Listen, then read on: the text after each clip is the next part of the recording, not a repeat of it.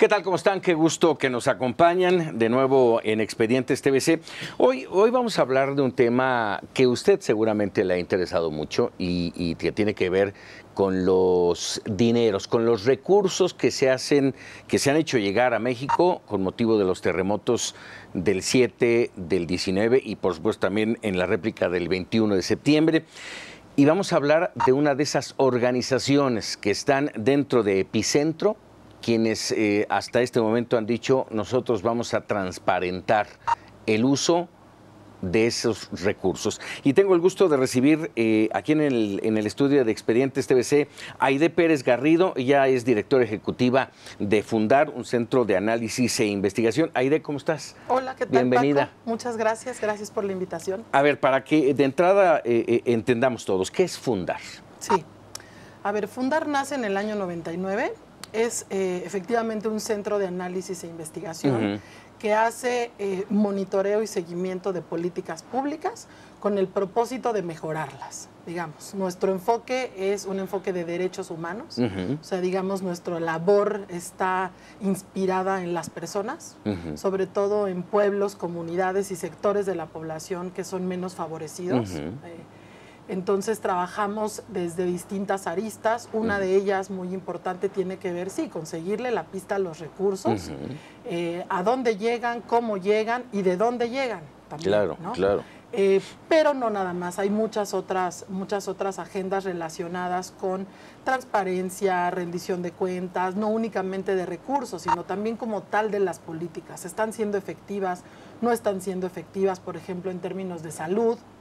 Por ejemplo, en términos de violaciones graves de derechos humanos también vemos, ¿no? Que en este momento en el país hay una crisis importante en términos de personas desaparecidas, tortura, ejecuciones extrajudiciales, Esta es una gama muy amplia.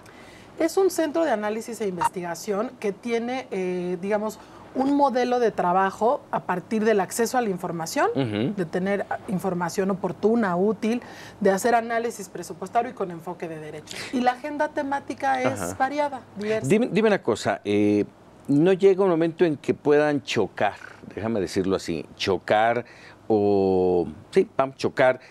con el trabajo de otras fundaciones? Vamos, México como vamos, Mexicanos contra la Corrupción, Mexicanos Primero, en fin, hay un cúmulo importante de organizaciones civiles que están haciendo muchas de estas cosas que tú nos has mencionado. Sí, mira, Paco, afortunadamente... ¿O hay colaboración? Afortunadamente hay colaboración. La verdad es que desde Fundar respetamos mucho a las organizaciones que acabas de mencionar.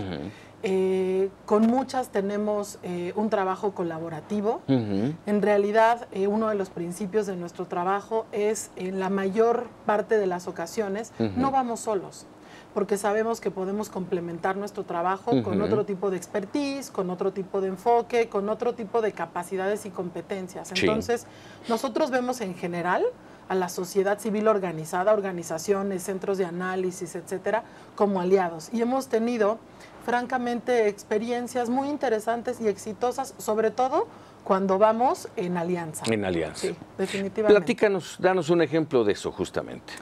Mira, un ejemplo muy actual y que ha perdido cierta relevancia pública por la tragedia que vivimos en relación al sismo el 19 de septiembre, tiene que ver con el tema de la Fiscalía General de la República. Seguramente tu auditorio, tú mismo recordarás, digamos, este debate tan acalorado que se ha dado con respecto a quién va a ocupar o no la cabeza de la Procuraduría General de la República cuando se convierta en fiscalía. En fiscalía. ¿No? ¿Por qué lo pongo sobre la mesa? Más allá del tema sustantivo, que es muy relevante, porque, a ver, estamos hartos de la corrupción y de que con la corrupción no pase nada, o sea, de la impunidad. La impunidad. ¿No? De que no haya seguridad y justicia.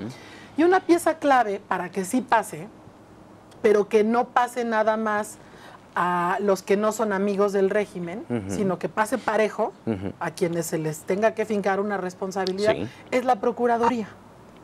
La Procuraduría es una pieza clave.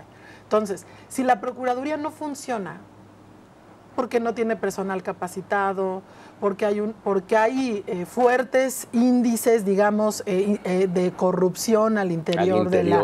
Quienes hemos llevado casos, quienes llevamos la agenda de derechos humanos lo sabemos bien. Porque no hay un servicio civil de carrera, porque no necesariamente está la ciencia al servicio de la investigación, porque no hay una independencia del poder político. En esa medida es muy importante que la Fiscalía se reforme por completo, una nueva reingeniería, una nueva institución, no solamente... El cambio de nombre y el cambio de personaje al centro, exactamente, ¿no? Decimos, cuando una institución está completamente, digamos, para ponerlo en lenguaje de ahora de sismo, no tiene una grieta superficial, son grietas estructurales. Claro. Entonces, ¿qué se está haciendo en este momento con los edificios que tienen grietas estructurales y que ya no sirven? Hay que demolerlos y hay que volver a edificar eso. Es lo mismo que pasa con la Procuraduría. Entonces, de verdad, lo que está sucediendo entre los colectivos de la sociedad civil es muy interesante. Hay un movimiento que tiene décadas de derechos humanos, que defiende derechos humanos, que defiende el debido proceso, que defiende las garantías de las personas, en fin. Y otro colectivo más, como las organizaciones que acabas de mencionar, que trabajan temas de transparencia, investigación, etcétera. Generalmente son dos agendas que han ido separadas por décadas. Es tal la crisis de corrupción, la crisis de impunidad, el hartazgo que tenemos como sociedad, que la sociedad civil organizada estamos aprendiendo a construir y estamos aprendiendo a dialogar y a ponernos de acuerdo. Entonces, hace unos meses, en agosto, finales de agosto, en el Ángel de la Independencia, nos dimos cita, dos colectivos. Fiscalía que Sirva, que es un conjunto amplio de organizaciones, y Vamos por Más. Estas de derechos humanos, estas más de investigación y de combate a la corrupción. Y nos pusimos de acuerdo para presentar un proyecto de reforma a la Procuraduría General de la República, que entre otras cosas, lo que pone sobre la mesa es la necesidad de que haya un proceso de designación que pueda garantizar la independencia de quien ocupe ese lugar. Pero toda una reingeniería institucional para que tengamos una institución renovada. ¿Y qué tanto se avanza? Vamos, es importante presentar, decir, aquí está, claro, esto es lo que queremos, esto es lo que se debe de hacer. Pero de ahí a la ejecución... Te voy a poner dos antecedentes, porque soy optimista de este trabajo colaborativo, me parece potente. Sí, claro. La verdad de las cosas es que se hizo el Sistema Nacional Anticorrupción. A ver, Paco, luego me parece que tenemos una memoria muy corta. Francamente. Hace 30 años, hace 20 años, ¿cómo era México? Había el acceso a la información que hay ahora, había los canales, existía el sistema de información Infomex, por ejemplo, en donde cualquier ciudadano puede hacer una pregunta y el gobierno tiene la obligación de responder, y si no responde, para eso existe el INAI. Yo no digo que hayamos completado y que estemos ya, digamos, no. Pero lo que sí creo es que nos toca reconocer las que sí hemos ganado. Ya hay las herramientas. Están las herramientas. Tenemos buenos marcos normativos, buenas leyes, instituciones muy interesantes. Sí, ¿no? Pero falta, y mucho. Falta mucho. Estamos en pleno proceso de implementación. Nada más que los procesos llevan tiempo. Estás cambiando sistemas políticos, estás hablando de democracia, de poder, es no como la sencillo. Reconstrucción, que dicen que puede durar de 3 a 4 meses, cuando va a durar de 3 a 4 años. Totalmente, exactamente. Lo mismo con el Sistema Nacional Anticorrupción. Te hablé del Sistema Nacional de Transparencia, luego el Sistema Nacional Anticorrupción. Que fue lo mismo, organizaciones, sociedad civil, que empujan agenda porque estamos hartos, pero no nada más exigimos, denunciamos, sino que proponemos, Paco. Eso es muy importante. Hay una sociedad civil en México, creo, no es por echarme flores o echarnos flores como sociedad, pero de verdad lo veo. Es una sociedad civil muy profesionalizada, muy capacitada, que tiene la capacidad de generar una propuesta de reforma constitucional. Ha ganado mucha voz. Yo francamente veo que hoy día, si lo comparamos con lo que teníamos hace 20 años, la sociedad civil organizada es una voz fuerte, informada, con capacidad de propuesta y con capacidad de lograr cosas. Lograr el Sistema Nacional de Transparencia se dice fácil, pero no lo ha sido. Lograr el Sistema Nacional Anticorrupción se dice fácil, pero no lo ha sido. Que generalmente, déjame decirte, Aide, para la sociedad civil en general, estos logros de los que tú estás hablando no se les cuelgan a las organizaciones. O sea, pareciera que es algo que ha salido y que bueno, pero no nos damos cuenta la sociedad de que hay una serie de fundaciones, de organizaciones que han estado empujando, a lo mejor callados, pero que han logrado eso. Y qué bueno que ahora tú lo dices. Yo creo que, digamos, la prioridad es que se ha ido logrando, ¿verdad? Que se reconozca es importante, sobre todo por lo que eso te permite para próximas agendas o próximos temas, ¿no? Ir ganando una voz, un reconocimiento. Y creo que este trabajo, digamos, de ambos sistemas ha sido un trabajo... siempre hay tensiones en el trabajo de sociedad civil y gobierno. Es que es natural, estamos hablando de hacer política, claro, ¿no? Política en el buen sentido, ¿no? Entonces siempre hay tensiones, pero sí ha sido una sociedad civil también que se sienta a la mesa y se sienta a dialogar y se sienta a proponer y se sienta a avanzar. Yo de pronto, platicando con gente que se dedica a otro tipo de cuestiones, veo que cuestionan mucho, bueno, ya tenemos un sistema, ya tenemos una ley, ya tenemos, pero en la vida práctica, en el día a día, no nos sigue faltando aterrizar. Y yo estoy de acuerdo, Paco. La verdad es que sí estoy de acuerdo. Lo que yo digo en esas conversaciones más personales y demás la verdad es que es pian pianito. Hay un sistema político en México muy complejo de cambiar. Un sistema, o sea, ¿de dónde venimos? No hay que olvidar de dónde venimos. Un régimen autoritario, represor, clientelar, corporativista, de un partido único, en donde se hacía solamente lo que el presidente decía. Hoy estamos en otro escenario. No quiere decir que estamos donde quisiéramos, ni muchísimo menos, pero yo lo que veo es que hay efervescencia, se está abriendo, y hay lucha de poder, porque no quiere decir que la libertad de expresión esté garantizada. O sea, evidentemente hay intentos, obviamente, de callar las voces críticas, claro, de no dejar que haya una posición fuerte y contundente. Que no se despierte al monstruo. Que no se despierte. Y hay desde formas muy directas hasta formas muy sutiles. Ahí me gustaría, vamos a ir a un corte, y me gustaría que al regresar, dos cosas, Aide. Hablar de cuál es el papel que debe de jugar la sociedad en general en conjunto con estas organizaciones de la sociedad civil. No podemos estar pasivos viendo cómo trabajan ustedes por algo que nos interesa a todos. Y la otra es un tema, insisto, fundamental, que nos han exigido mucho aquí en Mega Noticias TVC, que es el tema de los donativos. Claro que sí. Cómo se van se les va a dar seguimiento, transparencia, en fin. Vamos a regresar, gracias Aide. Regresamos en un minutito más aquí en Expedientes TV. Estamos platicando con Aide Pérez Garrido, directora ejecutiva de Fundar, este Centro de Análisis e Investigación. Volvemos.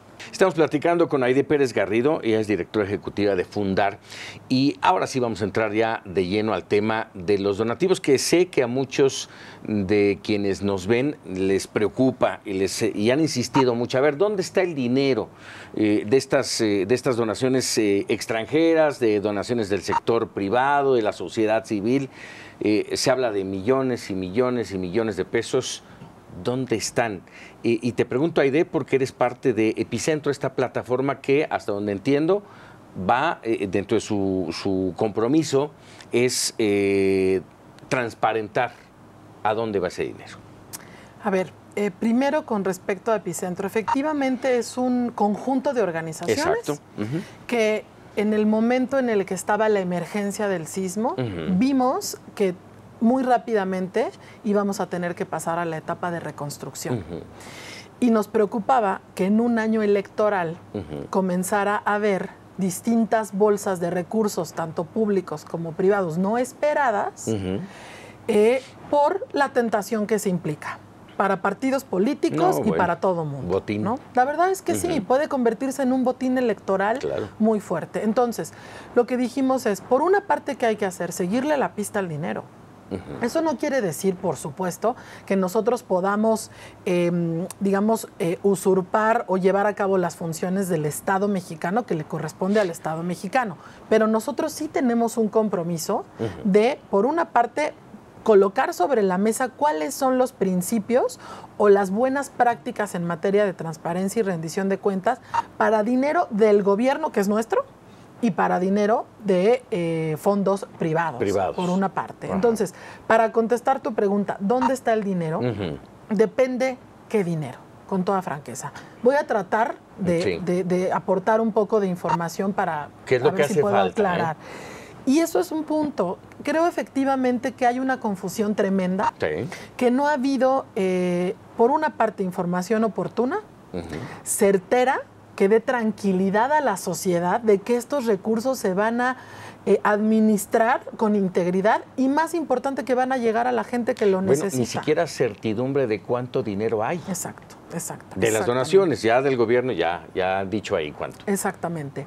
Y por otro lado, tampoco ha habido buena coordinación. Porque evidentemente hay una multiplicidad de actores que pueden jugar distintos roles. Desde quien está interesado en donar y puede donar 1, 2, 3 o 5 mil pesos, hasta quien puede donar millones.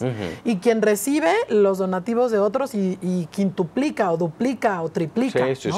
Hasta los fondos de la cooperación internacional. Los países solidarios, ¿no?, que aportan fondos como nosotros aportamos en otros desastres, hasta el presupuesto del propio, país. Entonces, para ver si puedo ayudar un poco a la claridad. Por una parte, hay fondos y fideicomisos destinados a atender los fenómenos perturbadores, ¿no? Como se les dice técnicamente, que en este caso son los sismos. Por ejemplo, diría yo, el fideicomiso, la figura, el instrumento más importante es el Fonden. ¿No? Ahora, el Fonden es un instrumento que tiene pues más de 20 años, ¿no? Tiene reglas de operación, tiene lineamientos, tiene estructura, implica, digamos, un aparato importante de burocracia y que implica coordinación, tiempos. Para tratar de hacerlo más claro, yo diría que hay 3 fases. La fase del diagnóstico, la fase de la implementación y la fase del control.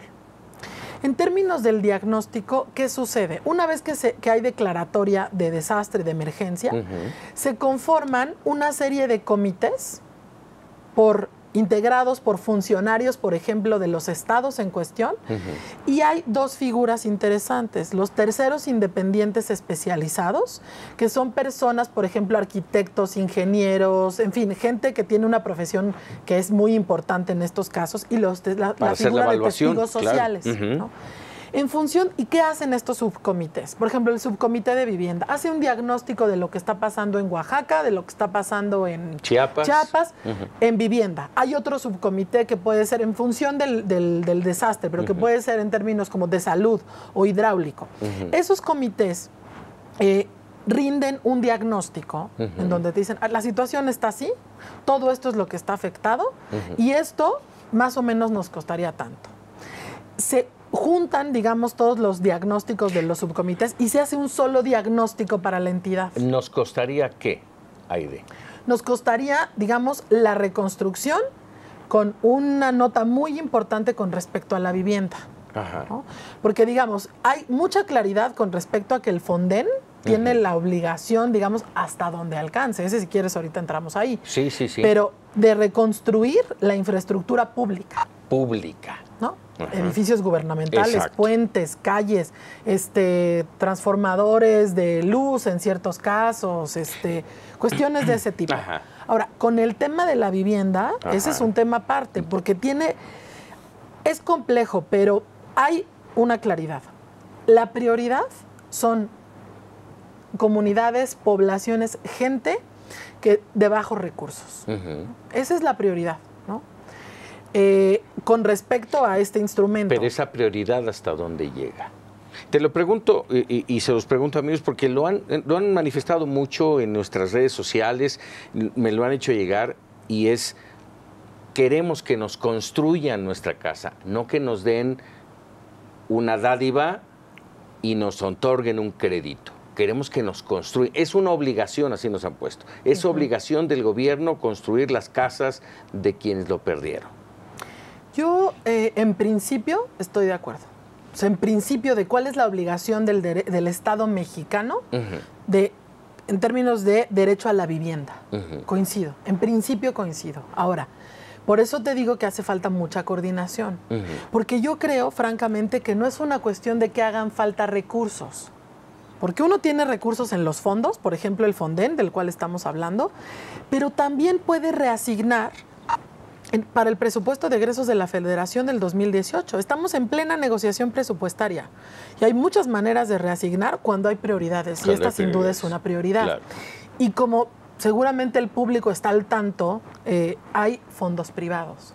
El tema es, y hay quienes han colocado, Mauricio Merino, querido amigo, que ahora lidera una plataforma también social, de la cual también yo formo parte, que se llama Nosotras, se ha colocado sobre la mesa la necesidad, por una parte, de un fondo único para la reconstrucción, con una mesa que se coordine, una mesa multiactor, sector privado, gobierno, sociedad civil, justamente para que se pueda dimensionar el nivel de desastre, los lugares, los actores, el tipo de daño, y entonces que se haga una planeación estructurada y estratégica en función de prioridades. ¿Y cuáles son las prioridades? La gente. Eso no nos cabe ninguna duda. Ahora, como hay muchas fuentes de ingreso de todo tipo, con distintas reglas, criterios, tiempos, como te estaba tratando de explicar el Fonden, que es complejo, y también vienen recursos de otra parte, creo que sí urge una mesa de coordinación, francamente,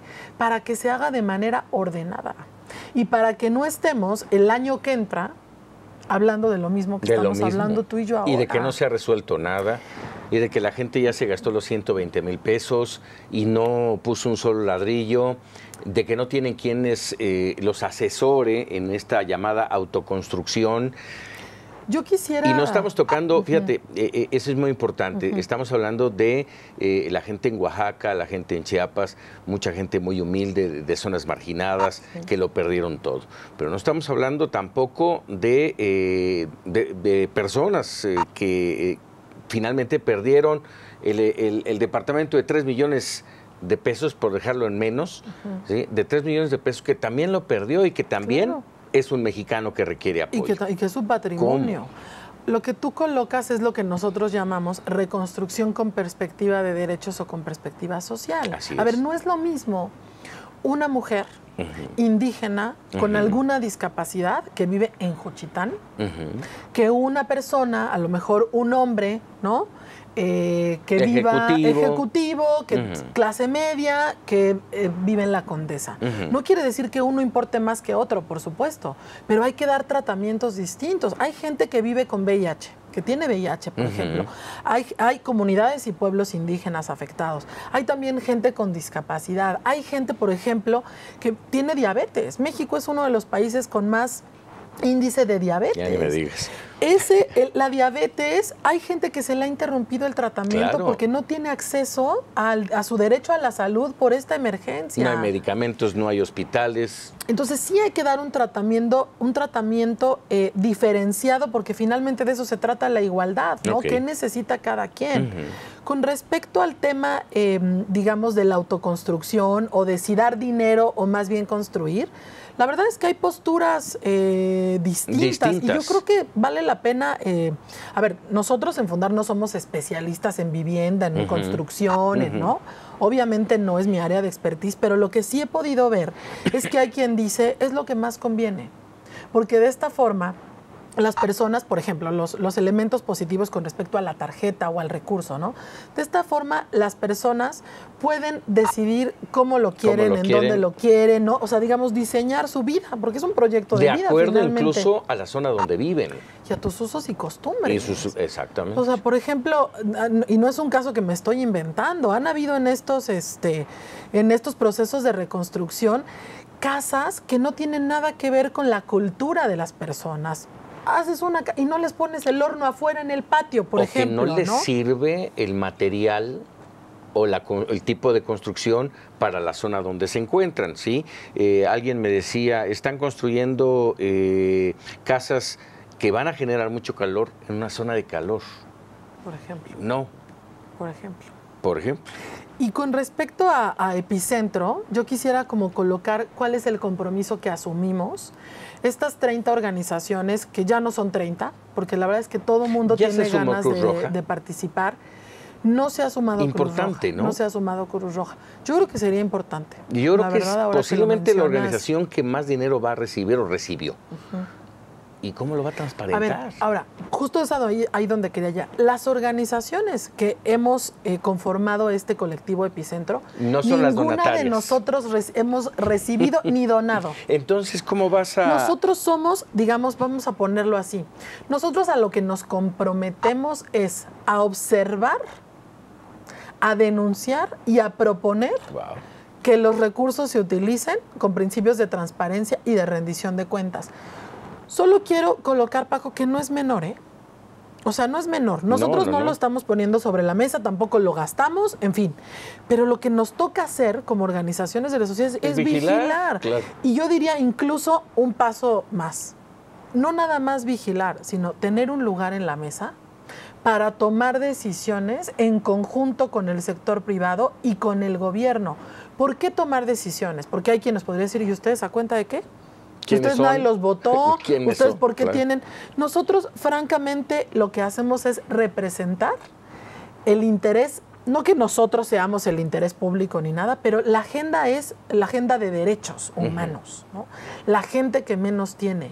Y todos tendríamos que transparentar si hubiera algún conflicto de interés. Dime una cosa, Aide, ¿quiénes son las donatarias autorizadas? Hasta ahorita no conozco yo. Y le he preguntado quiénes son esas donatarias. ¿Quién está recibiendo el dinero? ¿Quién está recibiendo el dinero? A ver, hay un fideicomiso privado que va a ser administrado por Fuerza NAFI, México. Fuerza México, ¿no? ¿Pero quiénes integran ese? Bueno, ese es integrado por la Asociación Nacional de Tiendas Departamentales, ¿no? La ANDAT, parece que sí. Luego, es integrado por la comisión, la Coparmex. Es integrado por el Consejo Mexicano de Negocios, el Consejo Coordinador Empresarial, la industria mexicana de la construcción. En fin, es una serie grande de grandes empresas que están colocando recursos y que también, en algunos casos, también han convocado a que otros donen. Ese fideicomiso ya tiene un contrato que es público y tiene reglas de operación. Déjame hacerte una pregunta porque la gente al igual se lo va a hacer. A ver, gobierno de Alemania. Decidí apoyar a México y le mando 1 millón de euros. Es un ejemplo, no es cierto. Sí. ¿A quién se lo manda? Quien está administrando o quien está, digamos, responsabilizándose de estos recursos internacionales es la MEXID, ¿no? Que es una agencia mexicana que tiene contacto, digamos, la MEXID, como es parte de la Secretaría de Relaciones Exteriores, ¿no? Por eso te digo, la pregunta con respecto a los fondos internacionales de países de cooperación internacional, estados, ¿no? Es la MEXID, Secretaría de Relaciones Exteriores, pero por supuesto va a tener que coordinarse con la Secretaría de Gobernación y la Secretaría de Hacienda, que finalmente son las encargadas de planear la agenda de reconstrucción. Ok, eso es en cuanto a donativos gubernamentales. Internacionales. Madonna, por decir algo. Sí. También dice, no, pues yo voy a ayudar a México. Y envía dinero. ¿A quién se lo da? Ok. Seguramente lo han visto el auditorio. Hay un fondo que se está, digamos, configurando una convocatoria alrededor de Ambulante, que es una empresa no lo conozco a profundidad, lo he visto en los medios y tenemos cierta información, pero es Ambulante, que es una empresa de Diego Luna y de Gael García. Entonces, ellos están convocando.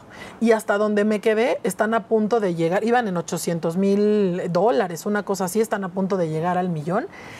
Ellos son esa es digamos, una respuesta muy puntual. Muchos de los artistas, de la gente como del espectáculo, que ha querido donar y de otros países por, digamos, la amplitud del sector al que ellos llegan, están donando vía ambulante.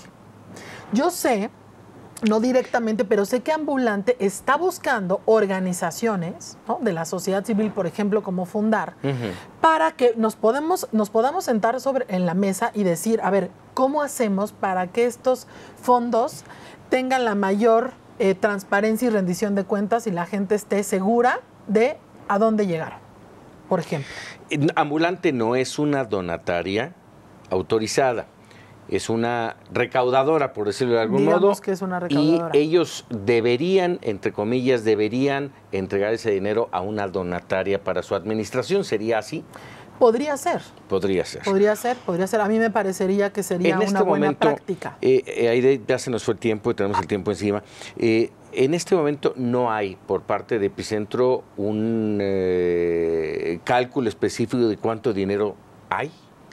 Mira, Paco, sería francamente hoy, en este momento, irresponsable colocar una cifra. Porque, a ver, el gobierno ya lo hizo, ¿cierto? No con respecto a cuánto hay, sino a cuánto va a costar la reconstrucción. Dijo 37 mil millones, millones de pesos, ¿no? Conservadoramente. Yo creo que, digo, con mucho respeto, pero me parece hasta irresponsable decir que va a costar 37 mil millones. Porque la pregunta es, ¿cómo se llegó a esa cifra? Que nos expliquen. Claro. Yo francamente no le veo ni pies ni cabeza. Yo creo que nos va a costar muchísimo más, claro, ¿no? Por supuesto. Entonces, creo que como sociedad civil tampoco nos corresponde poner una cifra de cuánto hay cuando hay tal nivel de descoordinación y de poca claridad. No, lo que sí puedo decirles es que lo estamos configurando, lo estamos verificando y muy pronto vamos a salir con la información que tenemos, pero verificada. Claro. ¿No? Ahora, ya por último, 37 mil millones de pesos es el cálculo conservador que tienen de la reconstrucción, que no va a ser total. Eso yo creo que es importante que nos quede claro. No va a ser total porque ya lo estamos viendo. Es la entrega de los 120 mil pesos y la apertura de créditos. Sí. Entonces, los 37 mil son como, este es el presupuesto de apoyo para la reconstrucción. Sí, y por eso es que ahí hay un elemento muy importante en términos de incidencia, porque yo creo que sí podemos encontrar los fondos públicos para que la reconstrucción, tal vez no que sea total y absoluta, pero que en porcentaje sea mucho mayor. Mucho más alto. Y una última cosa que no quisiera dejar de decir, Paco. A ver, los fondos privados, ¿no?, del sector privado, si bien no es dinero público, no es de nuestros impuestos, de la venta del petróleo, etcétera, es dinero de la gente y de las empresas que lo quieren poner a esto y que se agradece mucho, pues, ¿no? La generosidad, la solidaridad. Es importante entender que si bien son fondos privados, van a servir para generar acciones de interés público. Y en ese sentido también requieren criterios de transparencia y de rendición de cuentas. Por supuesto. Aunque no haya, digamos, la misma obligación que tienen los fondos públicos, incluso la Ley General de Transparencia lo dice, ¿no? Las actividades que tengan un impacto en el interés público, que esto sin duda lo va a tener, necesitan, por ejemplo, renunciar desde el punto de vista de Epicentro al secreto fiduciario y bancario, para que todos podamos ver quién puso, en dónde cayó y cómo se gastó. Y que no haya dudas ni con respecto al gobierno ni con respecto al sector privado. Vamos a estar muy en contacto, Aide, para ir viendo cómo se van dando estos pasos. Por lo pronto, te agradezco mucho estos minutos para Expedientes TVC. Muchas gracias a ti, Paco. Gracias, Aide. Aide Pérez, ella es la directora ejecutiva de Fundar, este Centro de Análisis e Investigación. Espero que haya quedado lo más claro, que se le han despejado algunas dudas en el entorno de la reconstrucción por los sismos de septiembre. Hasta aquí, Expedientes TVC. Nos vemos la próxima.